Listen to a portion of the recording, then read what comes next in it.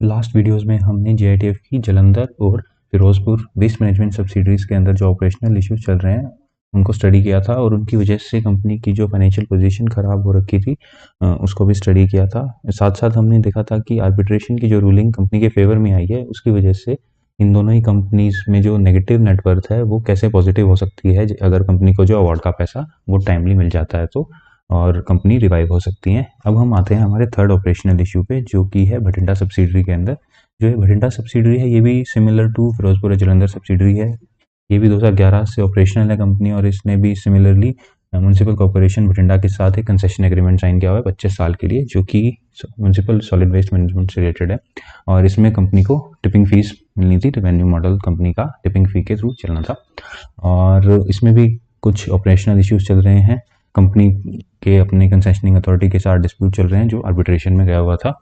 But यहाँ पे एक जो शॉकिंग न्यूज़ थी वो ये थी कि इसमें जो आर्बिट्रेशन की रूलिंग आई है वो हम ये मान सकते हैं कि कंपनी के अगेंस्ट में आई है, क्योंकि यहाँ जैसे हमें देखने को मिलता है कि कंपनी की फाइलिंग्स में कंपनी ने डिस्क्लोज किया है कि इस यहाँ पर जो कंसेशन एग्रीमेंट था उसे जीआईटीएफ ने टर्मिनेट कर दिया था बीच में ड्यू टू डिस्प्यूट्स। उसे रूलिंग के अंदर जो आर्बिट्रेशन ट्राइब्यूनल है उन्होंने गाइड किया है कंपनी को कि ये जो टर्मिनेशन था वो इलीगल है और जेआईटीएफ को अपने जो ऑपरेशंस हैं वो कंटिन्यू करने पड़ेंगे। इसके साथ ही जो एक अवार्ड कंपनी को मिला है वो ओनली 1.83 करोड़ प्लस इंटरेस्ट का ही कंपनी के फेवर में अवार्ड हुआ है और इसके अलावा कुछ 8-10 लाख का कंपनी को रेंट भी इसके अंदर से डिडक्ट करके रिसीव हुआ है जो अवार्ड है। बट कंपनी की जो फाइनेंशियल पोजीशन हम देखते हैं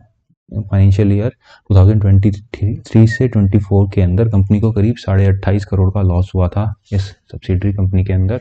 और जो फाइनेंशियल पोजीशन थी उस साल में वो भी बहुत ख़राब थी, करीब 130 करोड़ का कंपनी के ऊपर लोन चल रहा था। और अब जो रिसेंट ईयर में देखते हैं फॉर्म AOC1 के अकॉर्डिंग कंपनी के ऊपर करीब 170 करोड़ का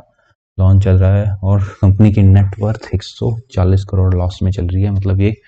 जो अवार्ड का अमाउंट है उससे कुछ भी फ़र्क नहीं पड़ेगा और कंपनी के अंदर जो है ऑपरेशनल इश्यूज सॉल्व नहीं होंगे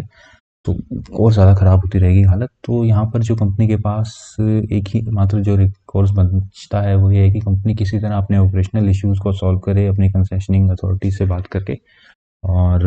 अदरवाइज़ कंपनी को लिक्विडेट करना ही बेस्ट ऑप्शन है। क्योंकि लास्ट दोनों केसेस में हम देख चुके हैं इवन आफ्टर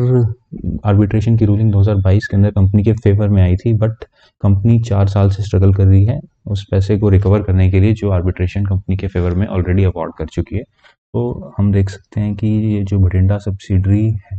का इशू है ये कंपनी के लिए बहुत नेगेटिव है और जब तक इसको सॉल्व नहीं करती कंपनी को बेसिकली कंसोलिडेटेड लेवल पर एक काफ़ी मोटा अमाउंट लॉस का कंपनी को झेलना पड़ेगा। इसके अलावा हमने लास्ट वीडियोस में ये भी देखा था कि ऑडिटर ने इसके गोइंग कंसर्न के ऊपर भी अपना जो है पॉइंट रेज किया हुआ है। वहाँ पर जो प्रमोटर्स हैं उन्होंने एडिशनल सपोर्ट के लिए एश्योर किया है, बट जो